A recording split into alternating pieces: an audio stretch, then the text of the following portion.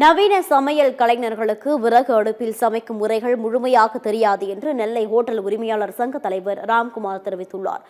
தமிழகம் முழுவதும் நிலவி வரும் வணிக ரீதியிலான சமையல் எரிவாயு சிலிண்டர் தட்டுப்பாடு உணவக தொழிலை மிக கடுமையான பாதிப்புக்கு உள்ளாக்கியுள்ளது.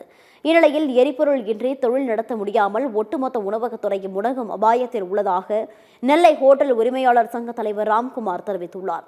நவீன சமையல் கலைஞர்களுக்கு விறகு அடுப்பில் சமைக்கும் முறைகள் முழுமையாக தெரியாது என்பதும் ஒரு முக்கிய தடையாக உள்ளது என்றும் அவர் கூறினார்.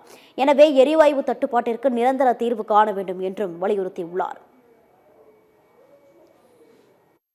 விறகடுப்புன்னு பார்த்தீங்கன்னா, விறகடுப்பும் அட் ப்ரெசன்ட் அவைலபிலிட்டி ரொம்ப கஷ்டமாக இருக்குது. விறகு அவைலபிலிட்டி இல்லை. இதையெல்லாம் கொண்டு வந்து சேர்த்தாலும் இன்றைய மேன் பவருக்கு இந்த விறகை யூஸ் பண்ணி குக் பண்ணுற முறைகள் வந்து முழுமையாக தெரியாது. அதனால் அதை சமைக்கிறதும் சிரமமாக இருக்குது. அதனால் நாங்கள் என்ன பண்ணியிருக்கிறோம் அப்படின்னு பார்த்தீங்கன்னா, சில ஐட்டம்ஸை கம்மி பண்ணிவிட்டு லிமிட்டட் ஐட்டம்ஸ் வச்சு சேல்ஸ் பண்ணுறோம்.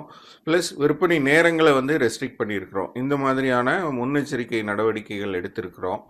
எங்களுக்கு 10 சிலிண்டர் கிடைக்க வேண்டிய இடத்துல 3 சிலிண்டர் 4 சிலிண்டர் இப்படி தான் கிடைக்குது. தட்டுப்பாடாக தான் தர்றாங்க. ஸோ ரொம்ப சிக்கனமாக பயன்படுத்தி நாங்கள் வந்து செயல்பட்டுக்கிட்டு இருக்கிறோம்.